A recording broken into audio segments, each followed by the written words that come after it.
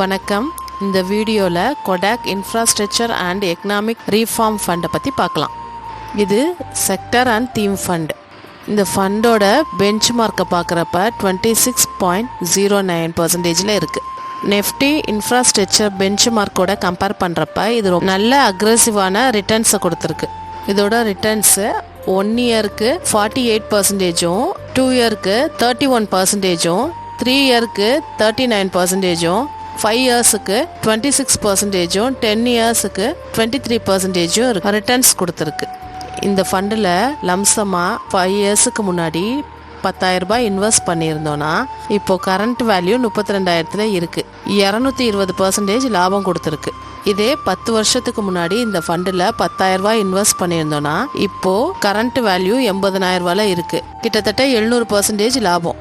இந்த ஃபண்டோட risk ratio பார்க்குறப்ப standard deviation, beta, sharp ratio எல்லாமே எக்ஸலண்ட்டாக பர்ஃபார்மன்ஸ் பண்ணியிருக்கு. Standard deviation 14.06%, beta 0.77%, sharp ratio 1.75% இருக்குது. இவங்க 51 ஸ்டாக்ஸில் இன்வெஸ்ட் பண்ணியிருக்காங்க. லார்ஜ் கேப்பில் 38%, மிட் கேப்பில் 22%, ஸ்மால் கேப்பில் 24%, அதர்ஸில் 13% இன்வெஸ்ட் பண்ணியிருக்காங்க. எஸ்ஐபி வழியாக மாதம் 1000 ரூபாய் நம்ம இன்வெஸ்ட் பண்ணியிருந்தோன்னா 5 வருஷத்துக்கு 60,000 ரூபாய் இன்வெஸ்ட் பண்ணியிருப்போம். அதோட கரண்ட் வேல்யூ 1,34,000 இருக்குது. 123% லாபம் கிடச்சிருக்கும்.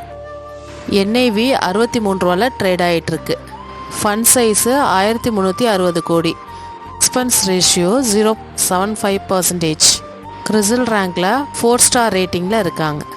இந்த ஃபண்டை பற்றி நம்ம முக்கியமாக தெரிஞ்சுக்க வேண்டியது என்னன்னா, இந்த மாதிரி செக்டார் ஃபண்ட்லேயும் தீம் ஃபண்ட்லேயும் இன்வெஸ்ட் பண்ணுறப்ப இது ஒரு ஹை ரிஸ்க் ஃபண்டு. இந்த ஃபண்டை பற்றி நாலேஜ் இருந்தால் தான் இந்த ஃபண்டுக்குள்ளேயே நீங்கள் வரணும்.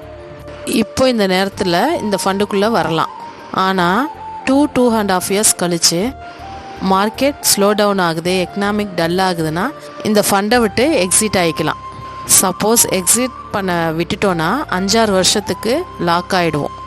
ஹை ரிஸ்க் எடுக்க யார் யார் விரும்புகிறீங்களோ இந்த மாதிரியான ஃபண்டுக்குள்ளே வரலாம். இந்த மாதிரி ஃபண்டோட டீட்டெயிலை மேலும் தெரிஞ்சுக்க விரும்புனீங்கன்னா உங்கள் பர்சனல் ஃபினான்ஷியல் அட்வைஸரை கன்சல்ட் பண்ணிக்கோங்க. தேங்க்யூ.